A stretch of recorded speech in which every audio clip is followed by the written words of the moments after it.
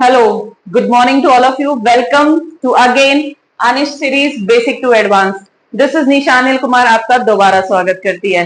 I hope आप सब ठीक होंगे और आज की हमारी क्लास हम स्टार्ट करते हैं जिसमें हमने पढ़ना है प्रीएम्बल का पार्ट सेकंड. हमने प्रीएम्बल पहले पढ़ लिया था फर्स्ट वीडियो में जिसमें हमने उसकी माइनर सा जो डिटेलिंग थी वो हमने कंप्लीट कर ली है. अब बारी है उसके कीवर्ड्स की. उसी के साथ मैं उन लोगों को थैंक यू करती हूँ जिन्होंने सब्सक्राइब करा और कुछ ने कमेंट्स भी किए, कुछ बातें मुझे कही. I agree with you and I work on it. Okay, दूसरा किसी ने मुझे कहा कि आप थोड़ा सा और क्लियर लिखें, तो आई ट्राई माई बेस्ट कि मैं और क्लियर लिख सकूं ताकि आपको इशू ना हो. तो दोस्तों हमने लास्ट क्लास में क्या करा था, हमने लास्ट क्लास में दो केस पढ़े थे, रिबेरुबरी केस और केशवानंद केस. ठीक है, केशवानंद भारती केस. वहीं पे हमने ये देखा था कि कौन से केस ने इसको अडॉप्ट करा, मतलब कह सकते हैं पार्ट माना, अडॉप्ट नहीं पार्ट माना कॉन्स्टिट्यूशन का. वो केशवानंद भारती केस था. ठीक है, कॉन्स्टिट्यूशनल अमेंडमेंट कौन सा हुआ, 42nd कॉन्स्टिट्यूशनल अमेंडमेंट हुआ.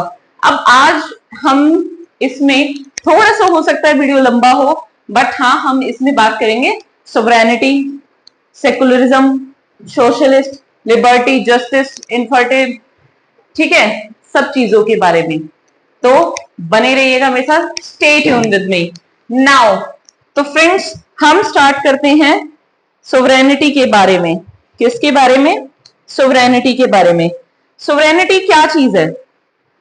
एक पूर्ण तरीके से स्वतंत्रता है ना. पूर्ण तरीके से स्वतंत्रता कैसे? आप कह सकते हो कि बाहर की कोई स्टेट का डोमिनेंस ना हो हमारे ऊपर, है ना, हम किसी के ऊपर डिपेंडेंट ना हो, वो चीज सोवरेनिटी में आती है. ठीक है, वो चीज किस में आती है? सोवरेनिटी में आती है.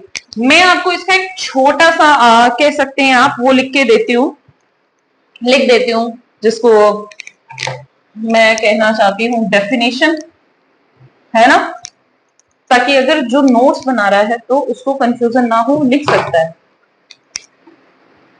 और ये इतना इजी है कि आप नोट्स बना सकते हो बहुत ही इजीली, है ना. It means India is neither our dependency nor a dominion of any other nation, but an independent state.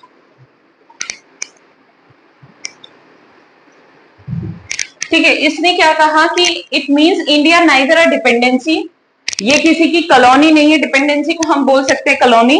ठीक है, किसी के ऊपर नहीं है कोई, इसके ऊपर किसी की आप कह सकते हो हक नहीं है ना. Nor a dominant of any other nation, इसका पॉलिटिकल स्टेटस जो है वो भी डोमिनेंट नहीं है, डोमिनियन नहीं है, सॉरी. ठीक है, और ये एक इंडिपेंडेंट स्टेट है. वहीं हम बात करते हैं डिपेंडेंसी की, यानी डिपेंडेंसी का मीनिंग है ब्रिटिश के अंडर हम क्या थे, इंडिपेंडेंस एक्ट आ गया था ना हमारा. इंडिपेंडेंस एक्ट के बाद भी हम डिपेंडेंसी में ही काउंट हो रहे थे, यानी कॉलोनी में ही काउंट हो रहे थे ब्रिटिश एम्पायर की. वही डोमिनियन स्टेटस की बात करते हैं तो इंडिया का पॉलिटिकल स्टेटस जो था, पॉलिटिकल स्टेटस जो था वो डोमिनियन था. किसके? ब्रिटिश एम्पायर के. किसके था? ब्रिटिश एम्पायर के. आप कह सकते हो ब्रिटिश कॉमनवेल्थ,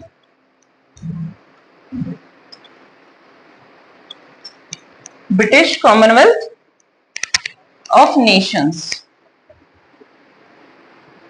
इसका पॉलिटिकल स्टेटस ये था. वहीं ये पॉलिटिकल स्टेटस और ये डिपेंडेंसी वाला केस कब चेंज हुआ? आप ये देखोगे, ये हम थे 15 अगस्त 1947 से 26 जनवरी 1950 तक हमारा स्टेटस यही था। ठीक है, कि हम डिपेंडेंसी भी थी किसी के, ब्रिटिश एम्पायर के, और हमारा पॉलिटिकल स्टेटस भी क्या था? डोमिनियन था। ठीक है, आफ्टर उसके बाद क्या हुआ? 26 जनवरी 1950 को इंडिया ने अपने आप को सॉवरेन डिक्लेयर कर दिया। जब हमारा कॉन्स्टिट्यूशन इंप्लीमेंट हुआ उस दिन इंडिया ने खुद को सॉवरेन डिक्लेयर कर दिया कि अब हम आजाद हैं, हमारे ऊपर किसी की कोई भी मतलब प्रेशर कह सकते हो, कोई भी चीजें नहीं चलेंगी। ठीक है, ये बात हो गई। हम कब सॉवरेन डिक्लेयर हुए? 26 जनवरी 1950 को। वहीं पाकिस्तान जो था वो 1956 तक इसी स्टेटस में जीता रहा था, डोमिनियन, है ना, इसी स्टेटस में जीता रहा। अब इंडिया के पास राइट था कि वो सोवरेन होने के बाद India was free to conduct its internal and external affairs. Okay, free to conduct, वो अपने एक्सटर्नल और इंटरनल अफेयर्स जो भी उसकी प्रॉब्लम है या कोई इशू है या कोई अच्छी बात है या कोई बुरी बात है, उसको वो खुद हैंडल करेगा, कोई और उसके ऊपर नहीं, मतलब उसके ऊपर किसी और का अब कोई हक नहीं है। अब वो फ्री है इन चीजों को हैंडल करने के लिए, हर एक चीज को। ठीक है, वही हम बात करते हैं इंडिया की, तो इंडिया जो है यूएनओ का पार्ट बना था 1945 में, है ना, 1945 में ये चीज हो गई। अब बीइंग अ सॉवरेन स्टेट, है ना, being a sovereign state, India can either acquire a foreign territory or cede its part in the favor of foreign nation. India जो है एक्वायर कर सकता है, किसी सोवरेन होने की वजह से वो एक्वायर कर सकता है किसी अदर नेशन की टेरिटरी को, और अपनी टेरिटरी को भी सीड कर सकता है, दे सकता है किसी फेवर में, जैसे हमने देखा बेरूबरी केस में हुआ था।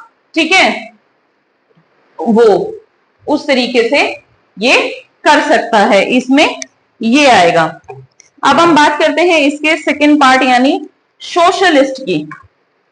What is socialist? समाजवादी, समाज के हित के लिए जो चीजें हो रही हैं, समाज के हित के लिए जो चीजें होंगी, इन द, आप कह सकते हो जिसमें सोशली बेनिफिट हो रहा हो लोगों का, वो चीजें हमारी सोशलिस्ट में आ गई। ठीक है, अब सोशलिस्ट है, जब 42nd अमेंडमेंट एक्ट हुआ था, कॉन्स्टिट्यूशनल अमेंडमेंट एक्ट हुआ था, उससे पहले ना इसका मीनिंग जो है ना, मेनली इसको आप कह सकते हो कि इसका कंटेंट जो है डीपीएसपी के रिगार्डिंग था। ओके, डीपीएसपी के रिगार्डिंग था, लेकिन बाद में उसके अमेंडमेंट के बाद इसकी जो टर्म्स को मतलब एक चेंजमेंट आप कह सकते हो जो आया, वो क्या था? refers to democratic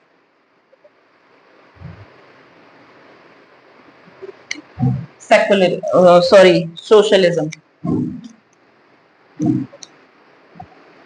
democratic socialism. क्या चीज हो गई? Democratic socialism. अब हम बात करते हैं डेमोक्रेटिक सोशलिज्म क्या है। डेमोक्रेटिक सोशलिज्म क्या है? It holds the faith in a mixed economy,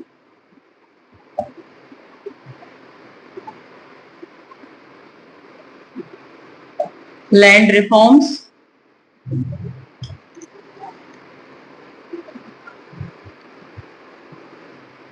ठीक है, मिक्स्ड इकोनॉमी, लैंड रिफॉर्म्स और प्लानिंग, एज अ टूल। क्या कह रहा है ये? It holds the faith in a mixed economy, mixed economy में ये फेथ रखता है, ठीक है, लैंड रिफॉर्म्स में और प्लानिंग, ये सब एक टूल है किसका? डेमोक्रेटिक सोशलिज्म के ये टूल है, ये उसके हथियार हैं जिससे हम डेमोक्रेटिक सोशलिज्म को कंटिन्यू कर सकते हैं या कह सकते हैं स्टेब्लिश हुआ है, ठीक है, स्थापित रहेगा। वहीं हम बात करते हैं कि सोशलिस्ट वर्ड जो है, socialist word, it is adopted as a value, हम इसको एक वैल्यू के तरीके से अडॉप्ट कर रखा है हमने इसको कोई मेथड या सिस्टम नहीं माना है, हमने इसको वैल्यूज मानी है ना, हमने इसको वैल्यू माना है। वहीं इस वैल्यू को आप कह सकते हो फॉर्म करने के लिए, किस चीज के लिए? फॉर्म करने के लिए हमें क्या क्या चीजों की जरूरत है। अगर हम इसकी बात करते हैं कि सोशलिस्ट को हमने क्या माना है? वैल्यू माना है, कोई मेथड नहीं माना, कोई सिस्टम नहीं माना है हमने, ठीक है, इसको कोई ना मेथड माना है ना कोई सिस्टम माना है। अब इन वैल्यूज को फॉर्म करने के लिए हमें किन किन चीजों की जरूरत है?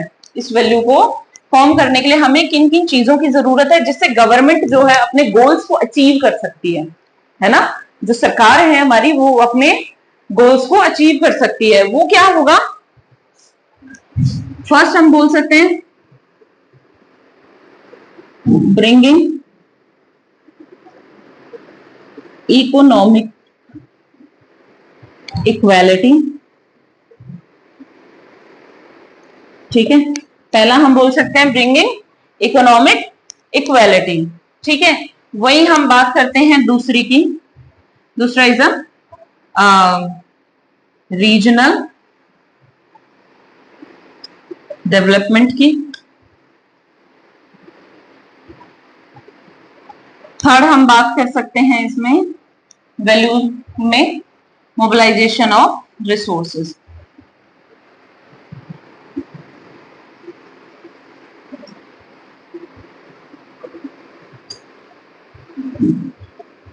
मोबिलाइजेशन ऑफ रिसोर्सेज है ना, हम इसकी बात कर सकते हैं। अब बात हो रही है bringing economic equality. Economic equality आप सब जानते हो, इकोनॉमिकली हमें इक्वालिटी किस चीज में चाहिए? हमें इसी के लिए चाहिए ना कि हम मतलब जो हमारे आसपास के इलाके जो हमारे देश में लोग हैं उन सबको इकोनॉमिकली इक्वालिटी देना, यानी उनका आप कह सकते हो, मैं इसको कैसे आपको कंफर्म करूं, ब्रिंगिंग इकोनॉमिक इक्वालिटी, सबको इक्वल रखना है ना, वो वेल्थ के मामले में हो, प्रॉपर्टी के मामले में हो या इनकम के मामले में हो, जिसका जो बनता है आप कह सकते हो जिसका जो बनता है वो उसको प्रोवाइड कराना, ठीक है। आप किसी ऑफिस में काम कर रहे हो, आपकी जो सैलरी बनती है आपको वो प्रॉपर प्रोवाइड कराना, उससे कम नहीं कराना, वो चीज होती है इकोनॉमिक इक्वालिटी। ऐसा तो नहीं हो सकता कि सबको अंबानी के बराबर कर देंगे, है ना, ये चीज है।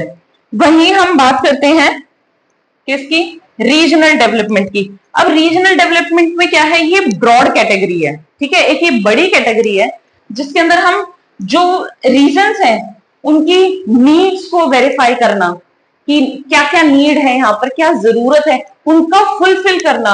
This all this criteria comes into the regional development. वही है मोबिलाइजेशन ऑफ रिसोर्सेज।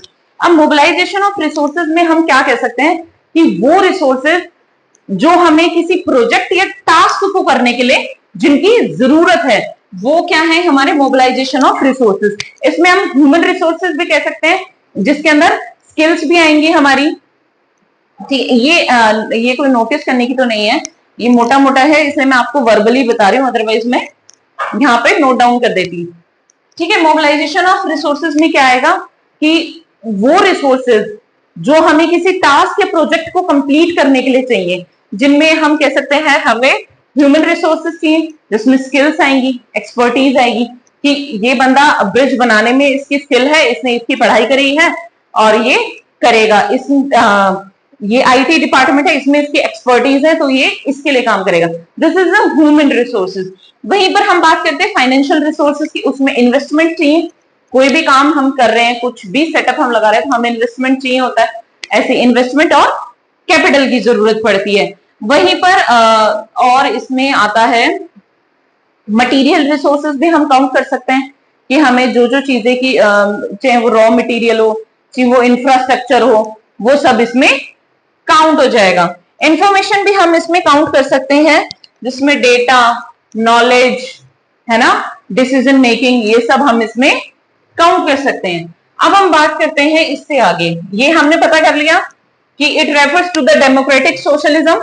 ठीक है, डेमोक्रेटिक सोशलिज्म क्या है? एक mixed economy, land reform, planning, ये सब टूल है किसके लिए? डेमोक्रेटिक सोशलिज्म के लिए। वही डेमोक्रेटिक सोशलिस्ट को हमने क्या करा? सोशलिस्ट को हमने एज अ वैल्यू माना है। एज अ वैल्यू माना, वैल्यू को फॉर्म करने के लिए गवर्नमेंट के गोल्स क्या होने चाहिए, है ना? वैल्यू को फॉर्म करने के लिए गवर्नमेंट के गोल्स क्या होने चाहिए? वो होने चाहिए bringing economic equality, regional development, mobilization of resources. I hope कि आपको समझ आ रहा होगा। आपने, अगर आप शॉर्ट नोट्स बना रहे हो मेरे साथ तो बना सकते हैं। पॉलिटी खत्म होने के बाद हम आपको पूरे एक मतलब पीडीएफ फॉर्म में हम आपको प्रोवाइड कराएंगे। ये हमारी कोशिश है, हमारे नोट्स। ठीक है, अब हम बात करते हैं मिक्स्ड इकोनॉमी। आपको भी पता है मिक्स्ड इकोनॉमी क्या है।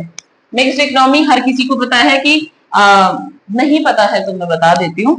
मिक्स्ड इकोनॉमी को किसने अडॉप्ट किया था? पंडित नेहरू ने, है ना? कोल्ड वॉर के टाइम पे ना उन्होंने कैपिटलिज्म को अडॉप्ट किया, ना उन्होंने सोशलिज्म को अडॉप्ट किया। उन्होंने क्या अडॉप्ट किया? मिक्स्ड इकोनॉमी की दोनों चीजें आएंगी, जिसमें private and public sector, private and public sector coexist side by side, है ना? साइड बाय साइड वो चलते रहेंगे। ये चीज इन्होंने अपनाई थी। वहीं पर हम देखते हैं, वहीं पर हम बात करते हैं इंदिरा गांधी की, है ना? पीएम जो है इंदिरा गांधी, उन्होंने किस चीज को उन्होंने कौन सी पॉलिसी को अडॉप्ट किया था? उन्होंने नेशनलाइजेशन की, नेशनलाइजेशन की पॉलिसी को अडॉप्ट किया था। Policy of nationalisation. ठीक है, इंदिरा गांधी ने क्या अडॉप्ट किया था? Policy of nationalisation. अब पॉलिसी ऑफ नेशनलाइजेशन में हम क्या कह सकते हैं? इसमें हम फोकस करेंगे। उनका मेन मोटिव था focusing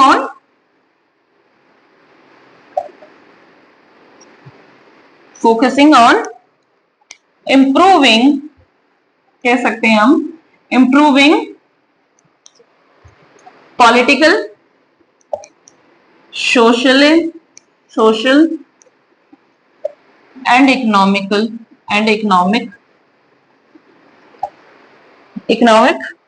condition of the nation, economic condition of the nation. उन्होंने इस पॉलिसी को अडॉप्ट किया था। ठीक है, जिसमें उन्होंने फोकस करा था इंप्रूव करना इंडिया की पॉलिटिकल, सोशली और इकोनॉमिकली कंडीशन को। ठीक है, ये उन्होंने किसने अडॉप्ट की थी? ये पॉलिसी अडॉप्ट करी थी पीएम मिसेस इंदिरा गांधी, है ना? Mrs Indira Gandhi. I must say she is iron lady. कौन है ये? Iron lady. बहुत तगड़ी बंदी, जिसको हम कह सकते हैं बहुत अच्छा इन्होंने रूल करा। नहीं पता क्या हुआ इनके साथ, क्यों हुआ, बट हाँ ये अच्छी थी, हम कह सकते हैं। वहीं पे 90s के एरा में हमारे जो प्राइम मिनिस्टर थे नरसिम्हा राव, है ना? कौन थे? नरसिम्हा राव। उन्होंने क्या अडॉप्ट किया 90s में? क्या अडॉप्ट किया? एलपीजी रिफॉर्म्स को, है ना? एलपीजी रिफॉर्म्स को उन्होंने अडॉप्ट किया। आप इसको बोल सकते हो इकोनॉमिक रिफॉर्म, है ना, इसको हम बोल सकते हैं एलपीजी को इकोनॉमिक रिफॉर्म।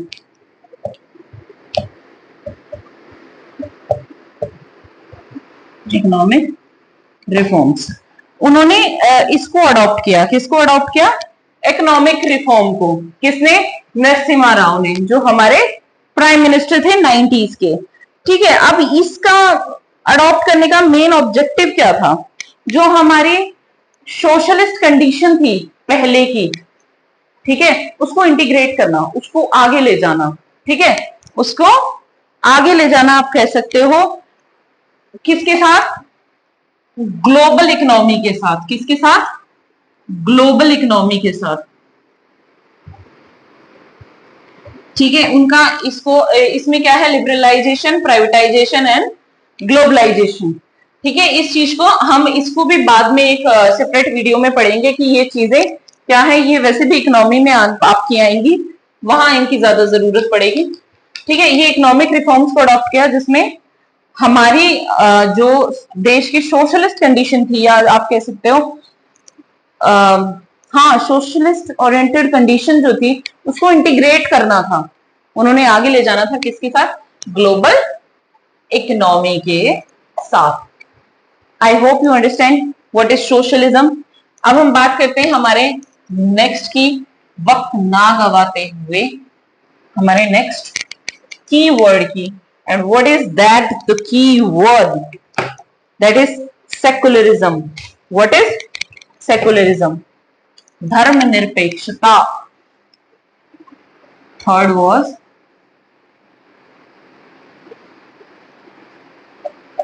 सेकुलरिज्म, धर्म निरपेक्षता। मतलब धर्म के साथ कोई भी भेदभाव ना होना। It is also added bye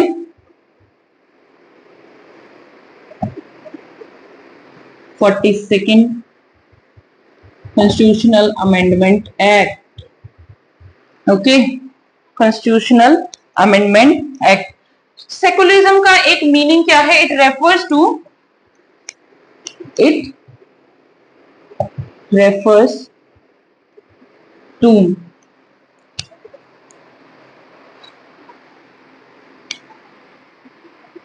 separation of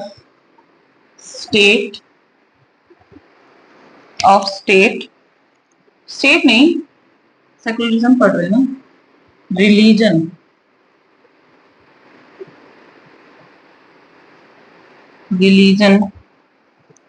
from political, social and social economic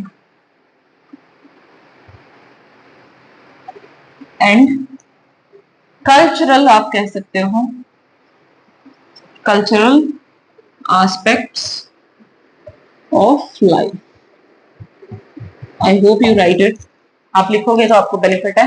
it refers to the separation of religion को अलग रखना। किससे? पॉलिटिकल, सोशल और इकोनॉमिक और कल्चरल एस्पेक्ट्स ऑफ लाइफ। हमारे लाइफ के, चाहे वो हमारे स्थिति, इकोनॉमिक स्थिति हो, चाहे वो हमारी सामाजिक स्थिति हो, चाहे हमारी राजनीतिक स्थिति हो, या हमारा कल्चर हो, उससे अलग रखना। किसको? रिलीजन को। ठीक है, क्या करना? अलग रखना रिलीजन को। जो आइडियोलॉजी है सेकुलरिज्म की, वो बिलीव करती है किसमें? कि वो ना तो स्टेट में इंटरवीन करेगी, ठीक है, ना तो वो स्टेट में इंटरवीन करेगी, बट स्टेट उसमें इंटरवीन कर सकता है। ये तो इंडिया में है ना कि स्टेट जो है वो उसमें इंटरवीन कर सकता है। देयर शुड बी, आप कह सकते हो there should not be religion of the state. हमारे यहां पर स्टेट का कोई रिलीजन नहीं है ना। There should not be a religion of the state. State का कोई रिलीजन नहीं होता है, ठीक है, स्टेट का कोई रिलीजन नहीं होता है। There should be complete separation of state and religion, but religion is a private matter. Religion is a private matter. Religion जो है वो हमारा क्या है, प्राइवेट मैटर है। उसी के साथ हम कह सकते हैं कि रिलीजन हमारा प्राइवेट मैटर है। State mainly deals with public life, है ना, स्टेट जो है वो डील करती है पब्लिक लाइफ के साथ। And why India adopt the secularism, India ने सेकुलरिज्म को क्यों अडॉप्ट किया, है ना। अब हम बात कर लेते हैं एक छोटी सी कि इंडिया ने सेकुलरिज्म को क्यों अडॉप्ट किया। Because the purpose of adoption, आप कह सकते हो कि because the purpose of adoption of Indian secularism was the existence of multiple religion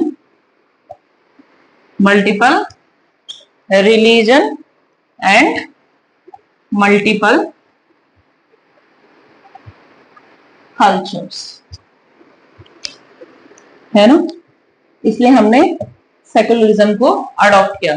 The purpose to adopt the secularism in India because India had multiple religions and multiple cultures, and Indian constitution, आप कह सकते हो Indian constitution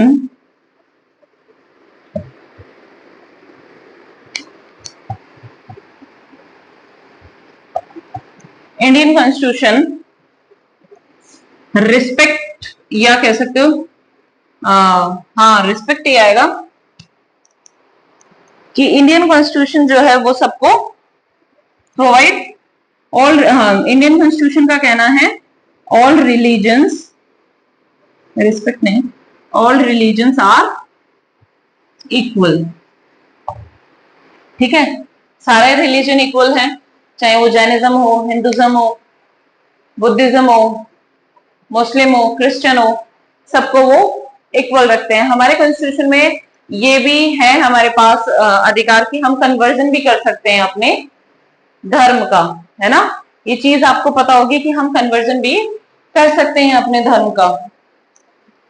India ने किस लिए adopt करा था, क्योंकि मल्टीपल रिलीजन थे, मल्टीपल कल्चर थे, लोगों में कोई क्लैशेस ना हो किसी एक पर्टिकुलर धर्म को लेकर, है ना, तो इसलिए इस चीज को अडॉप्ट किया गया। वहीं आप देखोगे ना ब्रिटिश और यूरोप साइड में, वहां का सेकुलरिज्म का नेचर अलग है और हमारा नेचर अलग है। अब हमने ये चीज क्यों अडॉप्ट करी, कोऑर्डिनेशन के लिए। किसके लिए, कोऑर्डिनेशन के लिए।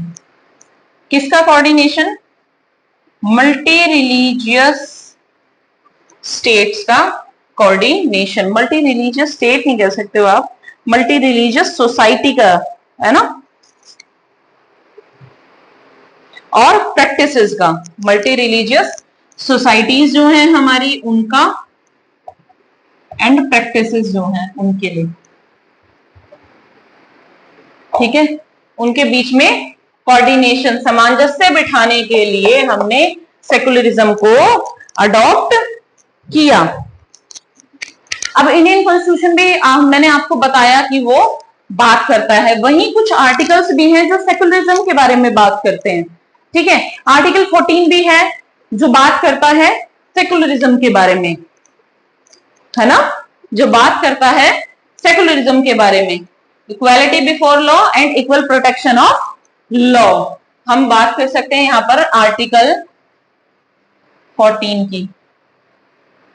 14 भी इसके बारे में बात करता है। वही आर्टिकल 16(1) है, आर्टिकल 16(1) है जो equal opportunity in public employment without the discrimination of race race, creed, sex और रिलीजन, बर्थ, इन सबके डिस्क्रिमिनेशन के बिना हमें वो करता है, ठीक है। वही बात करते हैं हम आर्टिकल 25 की।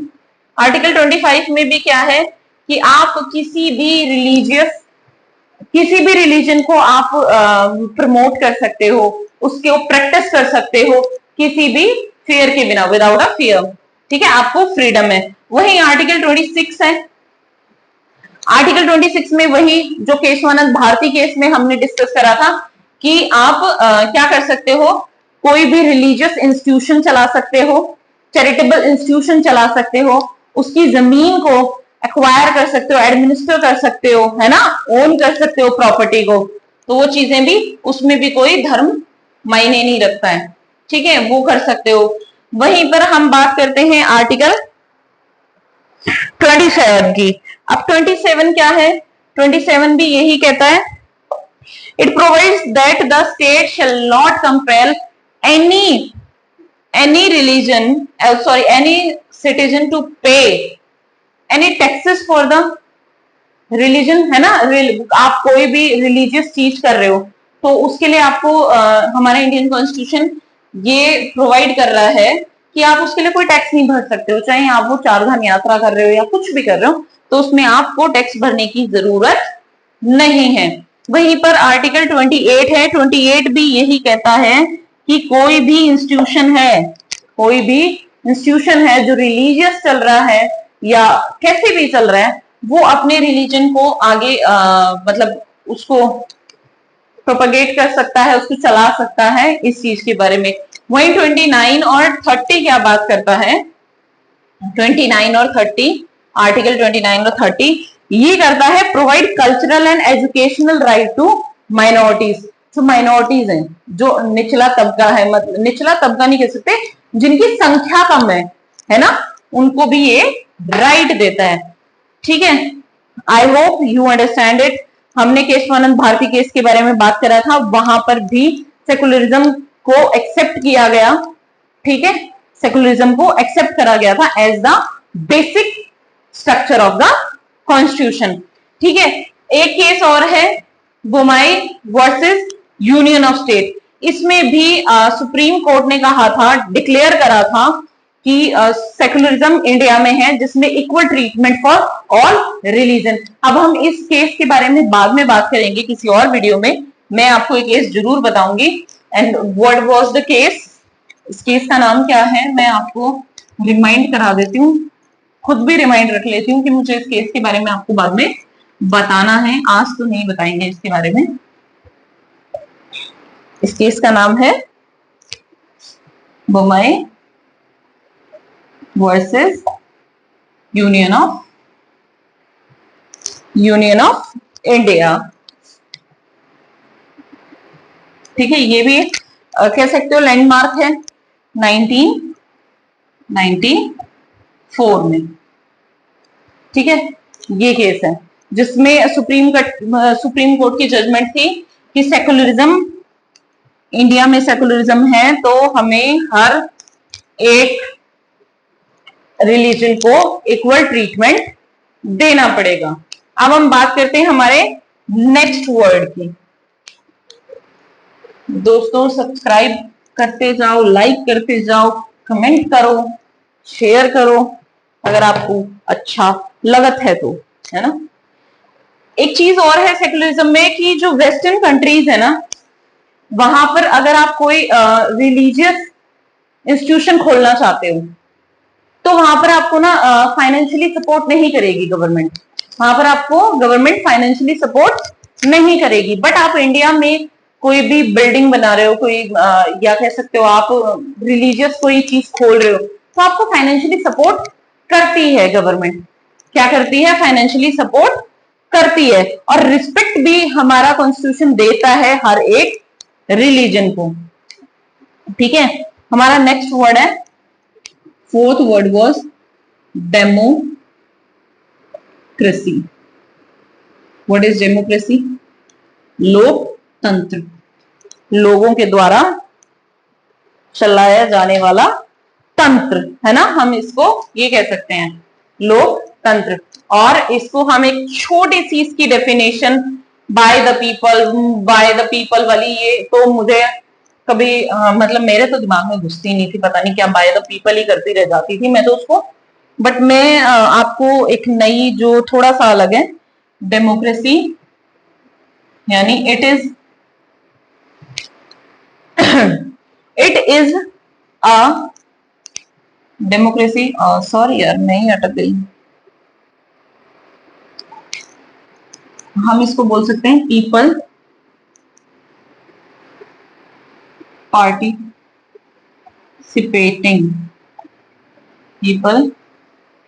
participating in decision making law. लोगों का डिसीजन मेकिंग में पार्टिसिपेशन लेना, लोगों का डिसीजन मेकिंग में, यानी जो लॉ बन रहे हैं उनके डिसीजंस लेने में पार्टिसिपेशन लेना, इट इज अ डेमोक्रेसी। आप इसको क्या कह सकते हो? डेमोक्रेसी। और आप कह सकते हो people ultimately had a authority, है ना? People had a ultimate authority and power to exercise them directly और इनडायरेक्टली, है ना? डायरेक्टली और इनडायरेक्टली, डायरेक्टली और इनडायरेक्टली लोग अपना प्रेजेंटेशन देते हैं, अपना पार्टिसिपेशन देते हैं किसमें? डेमोक्रेसी में, डिसीजंस लेने में। ठीक है, वही पीपल, लोग जो हैं, अब हम बात करते हैं people was the source, important point है, people was the source of all political powers। ठीक है, जो लोग हैं किसी नेशन के, वही पॉलिटिकल पावर के क्या है? सोर्स, उसका सूत्र है। ठीक है, वही पॉलिटिकल पावर के सोर्स है। अब हम नेक्स्ट बात करते हैं, इसके अंदर क्या आता है हमारा डेमोक्रेसी के अंदर? आप बोल सकते हो फ्री एंड फेयर इलेक्शन, है ना? Free and fair election, universal adult suffrage, या आप बोल सकते हो यूनिवर्सल अडल्ट फ्रेंचाइजी, ये भी बोल सकते हो आप इसको बोल सकते हो मल्टी पार्टी सिस्टम, डेमोक्रेसी को मल्टी पार्टी सिस्टम, है ना? हम डेमोक्रेसी को ये भी बोल सकते हैं। क्या क्या? People was the source of all political powers, free and fair election, universal adult suffrage and multi party system. यहीं पे एक बात होती है सेकुलरिज्म की भी, सॉरी, सेकुलरिज्म की भी, जिसमें गवर्नमेंट विल बी न्यूट्रल, कि कोई भी इलेक्शन में खड़ा हो सकता है, तो government will be neutral. Election में नहीं, मतलब हम कह सकते हैं इलेक्शन में तो कोई भी खड़ा हो सकता है, बट गवर्नमेंट जो है उसको न्यूट्रल रहना पड़ेगा हर एक धर्म के प्रति। ठीक है, हर एक धर्म के प्रति हम कह सकते हैं।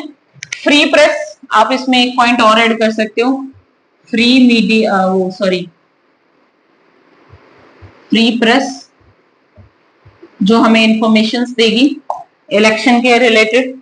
ठीक है, इसके पार्ट्स हैं डेमोक्रेसी के, वो क्या हैं? डायरेक्ट डेमोक्रेसी, इनडायरेक्ट डेमोक्रेसी, हम कह सकते हैं फेडरल डेमोक्रेसी, बहुत सारे हैं बट इंपॉर्टेंट ये 2-3 ही है, जिसको मैं शॉर्ट से आपको बता देती हूँ ये क्या है। ठीक है, एक है indirect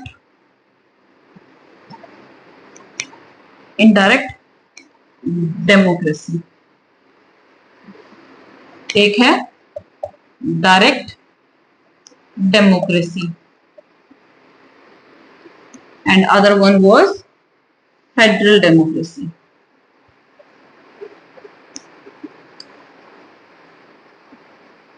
other one was federal democracy. Indirect में क्या होता है, सिटीजन्स जो है वो इलेक्ट कराते हैं अपना क्या, रिप्रेजेंटेटिव। सिटीजन्स के बिहाफ पे जो बंदा डिसीजन लेगा या रूल्स बनाएगा वो कौन होगा, उनका रिप्रेजेंटेटिव। यहां पर क्या होता है, इलेक्ट होते हैं इलेक्टेड रिप्रेजेंटेटिव्स, उनके उम्मीदवार रिप्रेजेंटेटिव्स, ठीक है, रिप्रेजेंटेटिव्स। ओके, यहां पर तो उनके रिप्रेजेंटेटिव्स इलेक्ट होते हैं।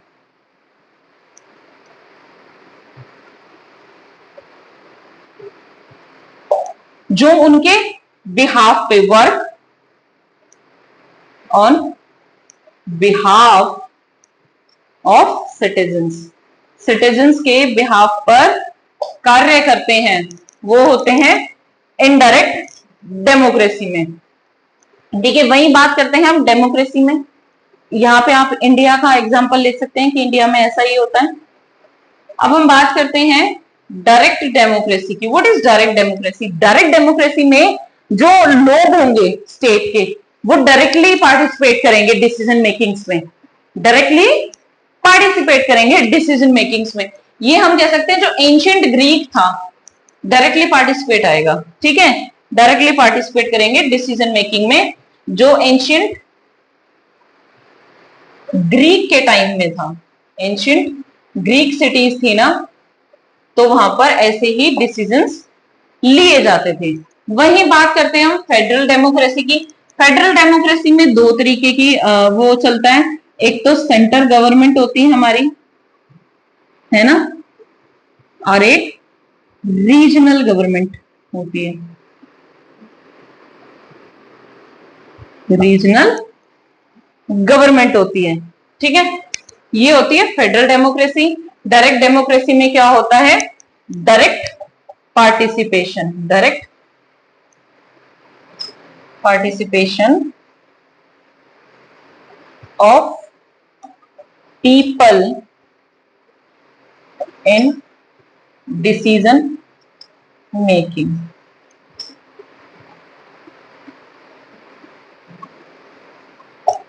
I hope you understand it. Indirect democracy, elected representative on behalf of the citizens. ठीक है, direct in democracy, direct participation of people in decision making. Federal में होता है, एक सेंट्रल गवर्नमेंट भी चलती है और रीजनल गवर्नमेंट भी चलती है। ठीक है, अब हम बात करते हैं कि डेमोक्रेसी में चैलेंजेस क्या हैं। डेमोक्रेसी का सबसे मेन चैलेंज हम इंडिया के लिए जो देखें कि less participation of the people, लोगों का वोटिंग में पार्टिसिपेशन जो है वो बहुत कम होता है। कैसे हम कह सकते हैं कि जो अभी 2024 के लोकसभा इलेक्शन थे उसमें 65.79% के अराउंड लोगों ने पार्टिसिपेशन किया है। ये डेटा आई थिंक 1 नंबर या 2 नंबर पर हो सकता है, मेरे हिसाब से आई थिंक मुझे जितना रिमेंबर हो रहा है यही डेटा है। ठीक है, करप्शन, हम करप्शन को भी इसमें इंक्लूड कर सकते हैं और इसमें हम इंक्लूड कर सकते हैं क्रिमिनल कैंडिडेट को, जिसके लिए बाद में सुप्रीम कोर्ट, हाई कोर्ट ने भी थोड़ा सा आप कह सकते हो उनके अगेंस्ट चीजें बोली कि जिनका क्रिमिनल ऑप्शंस हो रखा है उनको इलेक्शन ना लड़ने दिया जाए, उनको टिकट्स ना मिले। ठीक है, और आप कह सकते हो सोशल जस्टिस, इनइक्वालिटी, ये चीजें भी इसके चैलेंजेस में आते हैं। किसके? डेमोक्रेसी के चैलेंजेस में। आई होप यू अंडरस्टैंड इट, आपको समझ आ गया होगा। और ये रिवाइज भी बहुत स्पीड में हो जाता है, बहुत इजी है। ठीक है, जब नोट्स प्रोवाइड होंगे तो आपको प्रॉपर लिख के मिलेगा और आप लिख भी सकते हो साथ साथ, ऐसी कोई बात नहीं है। अगर आपकी इच्छा प्रवृत्ति हो तो, अन्यथा आप छोड़ सकते हैं। Now next one was what is 6th I think so, Republic. Republic, अब रिपब्लिक क्या है? इन अ डेमोक्रेटिक पॉलिटी, किसी भी लोकतांत्रिक राजनीति में रिपब्लिक जो है वो दो तरीके का होता है।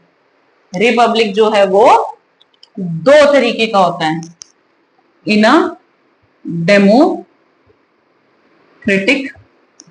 पॉलिटी। ठीक है, इसमें हम दो तरीके से इसको डिवाइड कर सकते हैं।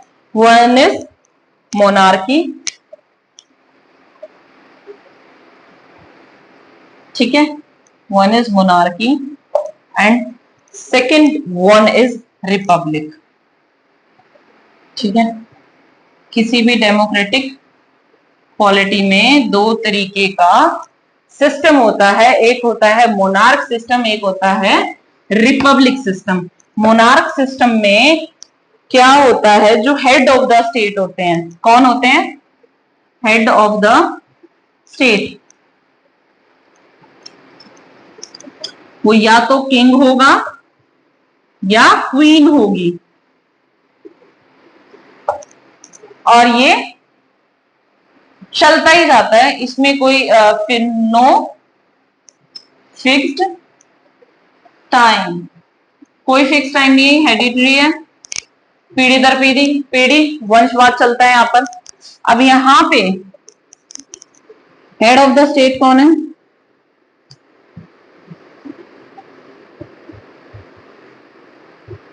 हेड ऑफ द स्टेट कौन है, इलेक्टेड थ्रू डायरेक्ट और इनडायरेक्ट मेथड, इलेक्टेड थ्रू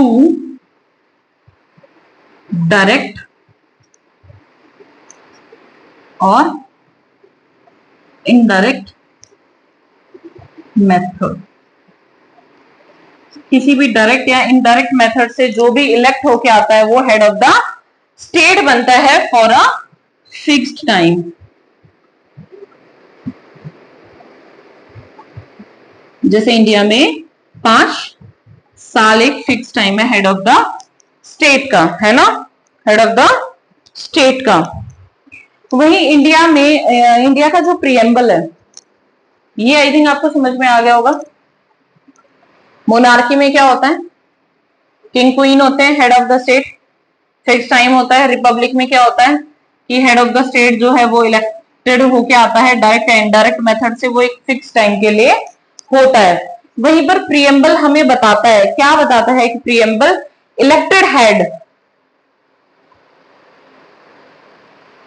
जो हमारा हेड ऑफ द स्टेट है, हमारे रिपब्लिक का, इंडियन रिपब्लिक का हेड ऑफ द स्टेट है, वो इनडायरेक्ट मेथड से इलेक्ट होता है ना, वो इनडायरेक्ट मेथड से इलेक्ट होता है और एक फिक्स्ड टाइम के लिए इलेक्ट होता है, एक फिक्स्ड टाइम के लिए इलेक्ट होता है।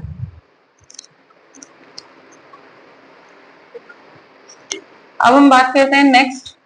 इतना खास मुझे नहीं लगता कि इसमें कुछ है, बाकी आपको नोट्स में मैं दे दूंगी कुछ और एड ऑन करके, अगर मुझे लगा कि मुझे करना चाहिए एड ऑन। हम बात करते हैं जस्टिस की।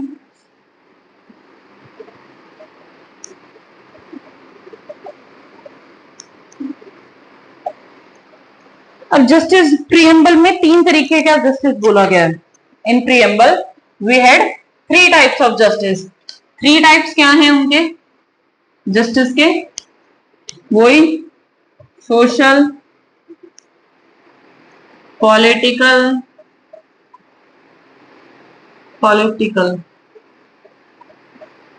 और कौन सा हो सकता है, इकोनॉमिक, है ना, इकोनॉमिक जस्टिस। ठीक है, यही नहीं, ये जस्टिस जो है वो सिक्योर करता है हमारे फंडामेंटल राइट्स को और डायरेक्टिव प्रिंसिपल्स को। जस्टिस सिक्योर किसको करता है, हमारे फंडामेंटल राइट्स को एंड डीपीज को, यानी डायरेक्टिव प्रिंसिपल्स को भी ये करता है। वही हम बात करते हैं सोशल जस्टिस की। What is social justice? Social justice में क्या होगा, ऑल ना equal treatment of all citizen of the nation. Nation के हर एक सिटीजन का समाज में इक्वल ट्रीटमेंट होना चाहिए। ठीक है, ये हम बात कर सकते हैं किस पे, सोशलिज्म में, ठीक है। उसका कोई भी डिस्क्रिमिनेशन नहीं होना चाहिए किसी भी बेसिस पे, चाहे वो रेस हो, चाहे वो रिलीजन हो, चाहे वो क्रीड हो, कुछ भी हो, उसका डिस्क्रिमिनेशन नहीं होना चाहिए socially. What is politically? Politically भी no discrimination between people on the basis of, आप कह सकते हो पॉलिटिकल ऑफिसेज में, है ना, किसी पॉलिटिकल ऑफिस में भी उसका नहीं होना चाहिए, या इलेक्शन हो गया या किसी भी चीज में उसका डिस्क्रिमिनेशन नहीं होना चाहिए। वहीं इसकी बात आती है तो इसमें भी यही चीज है कि नो डिस्क्रिमिनेशन बिटवीन, आप कह सकते हो between people on the basis of wealth, property, income. अब किसी के पास प्रॉपर्टी ज्यादा है, किसी की आय बहुत ज्यादा है, भाई बहुत ज्यादा कमा रहा है, तो उसको थोड़ा स्पेशल ट्रीटमेंट दिया जा रहा हो, नहीं, ऐसा नहीं होना है। जस्टिस में हम क्या काउंट करेंगे कि इकोनॉमिक जस्टिस में किसी का भी डिस्क्रिमिनेशन ना हो, किसी का भी शोषण ना हो on the basis of income, wealth and property, ठीक है। ये हमारा आ गया है। अब जस्टिस जो है वो रशियन रेवोल्यूशन से लिया गया वर्ड है, रशियन रेवोल्यूशन से ये वर्ड लिया था 1970s में। किससे ये वर्ड लिया गया था? रशियन रेवोल्यूशन से, ओके। अब हम बात करते हैं हमारा अगला टॉपिक यानी लिबर्टी की, यानी लिबर्टी के बारे में।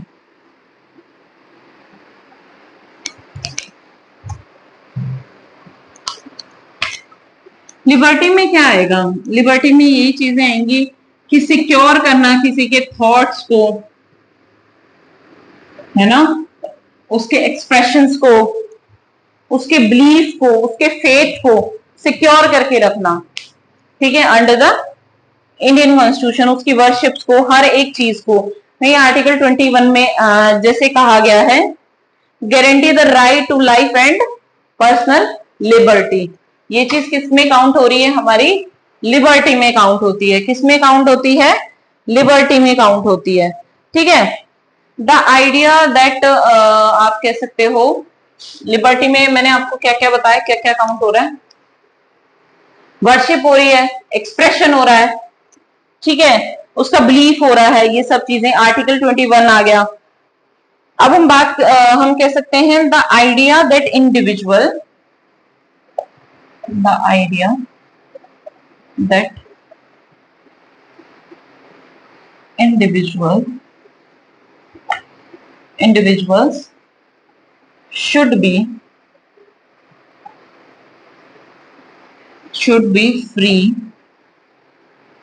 free to act as they choose,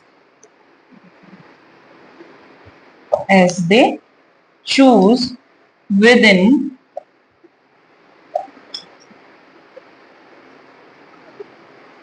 certain limits, कुछ लिमिट्स के साथ, और particularly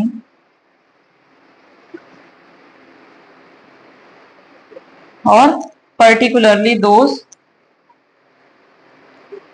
related to the freedom of others, ठीक है ना। The idea that individual should be free to act, कोई भी ऐसा आइडिया, या आप उसको कह सकते हो अपने थॉट्स को प्रेजेंट करने का, अपनी किसी बात को एक्सप्रेस करने का, अपनी पूजा करने का, या जिंदगी को अपने तरीके से जीने का, कोई भी एक्ट जो एक इंडिविजुअल करना चाहता है वो फ्री है उसको करने के लिए, बट सर्टेन लिमिट्स के साथ। कुछ लिमिट्स जो हमारे इंडियन कॉन्स्टिट्यूशन ने लगा रखी है उनके साथ, ताकि जिससे दूसरे बंदे की फ्रीडम को भी कोई नुकसान ना पहुंचे। Is that in liberty? इससे ज्यादा आपको मैं और क्या बताऊं इसमें, मेरे अकॉर्डिंग तो इतना ही बहुत है, ठीक है। आप कुछ और एड ऑन करना चाहते हैं अपनी तरफ से, आप कर सकते हैं। ऑन माय साइड ये इतना ही है, ठीक है। on my side it is enough. Okay, and next was equality. Next was equality. Number 8 I think ये equality. इक्वालिटी क्या है भाई साहब? समानता. इक्वालिटी क्या है? समानता. ठीक है. अब इसमें वही बात आ गई. In our Indian constitution we have rights of equality, है ना. 4 राइट अलग अलग दे रखे हैं 14 से 18 तक इक्वालिटी के.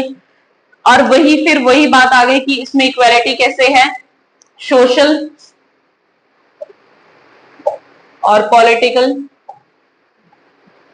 वही इकोनॉमिक इक्वालिटी में हम क्या बात कर जाते हैं कि इकोनॉमिक इक्वालिटी में आएगी we have equality of opportunity. Economic equality में हम क्या बात कर सकते हैं? वी हैव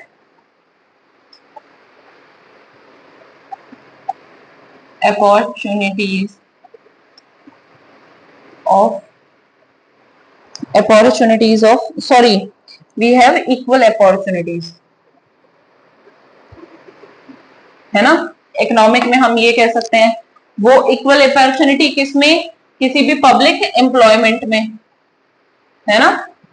कोई भी पब्लिक एम्प्लॉयमेंट है उसमें हमें इक्वल अपॉर्चुनिटी मिलेगी विदाउट एनी डिस्क्रिमिनेशन. फिर वही चीजें रिपीट हो रही हैं. अब हम बात करते हैं आर्टिकल 14 में भी यही बात थी. मैंने आपको पीछे बता दिया था. 15, 16, 17 एंड 18 ये आर्टिकल्स जो है इक्वालिटी के ही हैं. ठीक है. वही डीपीएसपी भी जो है ना हमारा directive principle of state, DPSP, वो भी सिक्योर करता है. DPSP secure to man and women. DPSP is secure to men and women equal rights to an educate means of livelihood and equal pay for the equal work. ठीक है. क्या है कि equal pay करना है, equal work, चाहे वो लड़का हो चाहे वो लड़की हो. ठीक है. उनके जो राइट्स है उनको सिक्योर करना. ऑल्सो कम इन डीपीएसपी. ठीक है. आर्टिकल इसका वो है आर्टिकल आई थिंक 39. हाँ, आर्टिकल 39 में है ये चीजें. ठीक है. We talk about equality. हो गया हमारा इक्वालिटी. अब हम बात करते हैं last term. It's fraternity. It's fraternity.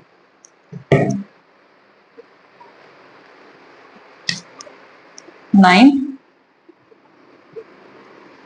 क्या था? Sorry fraternity.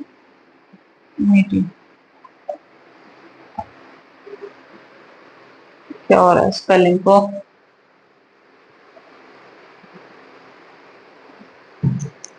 Fraternity.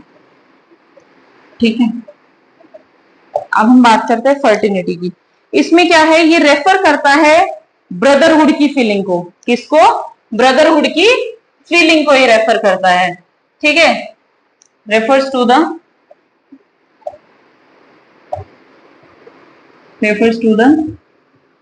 Feeling of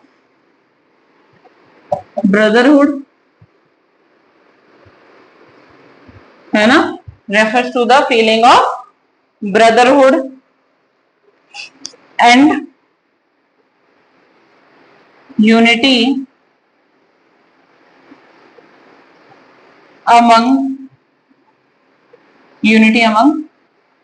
all Indian citizens. ठीक है. आप इसको ये कह सकते हो. और प्रियम्बल ने फर्टिनिटी को डिक्लेयर करा था किस तरीके से? इसको 2 तरीके से श्योर किया गया. Assures. One is dignity of individual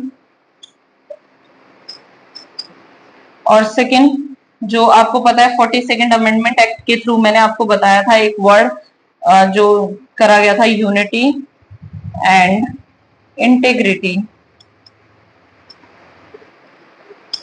unity and integrity of the nation.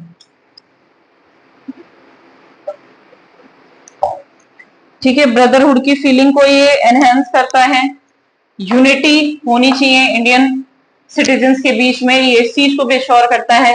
Dignity of individual की भी बात करता है, unity and integrity of nation की भी बात करता है। कौन? फर्टर्निटी। और ये वर्ड हमारा किससे एड ऑन हुआ था? 42nd कॉन्स्टिट्यूशनल अमेंडमेंट एक्ट 1976 जो हमारे डीपीएसपी है ना, वो भी इसको प्रमोट करते हैं। हमारे डीपीएसपी जो है वो भी इसको प्रमोट करते हैं। ठीक है, आई होप सो कि आप लोगों को समझ में आ गया होगा हमने जो जो चीजों के बारे में बात करी।